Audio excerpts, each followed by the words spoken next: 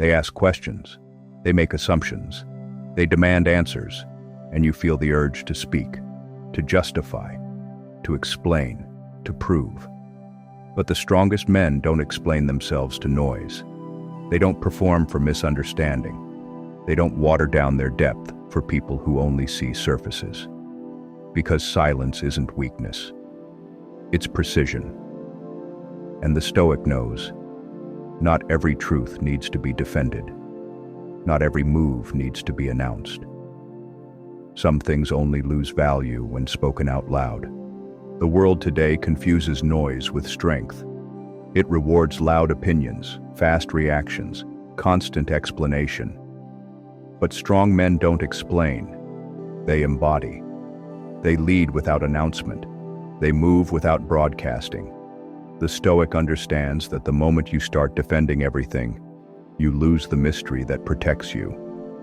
You invite energy that doesn't deserve access. Because some people don't ask to understand. They ask to challenge, to poke holes, to pull you off balance. And if you play that game, you're already losing. So here they are. 6 things strong men never explain.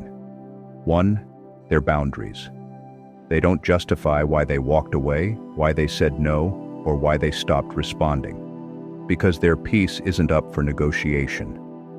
2. Their discipline. They don't explain why they sleep early, train hard, or keep their circle small. They're not performing for approval. They're building something deeper. 3. Their struggles. They carry pain quietly, not out of pride, but out of power. Because not everyone deserves a front row seat to your healing. 4. Their past. They don't explain who they used to be or what they've overcome. Because they're not defined by damage, they're refined by it. And the past doesn't owe anyone an update. 5. Their purpose. They don't waste breath convincing others why they're obsessed with something no one else understands. The Stoic moves with intention, not permission. 6. Their emotions. They don't explain why they're calm, quiet, unreadable. Because the strongest emotions don't beg to be seen. They stay still, focused, in control. And that silence? It's not emptiness. It's armor. The Stoic doesn't stay silent because he's weak. He stays silent because he's mastered what most can't. Restraint, presence, direction. He knows when to speak, and more importantly, when not to. Because every time you explain yourself to someone who's not listening, you chip away at your own clarity. You give them access to a place they haven't earned.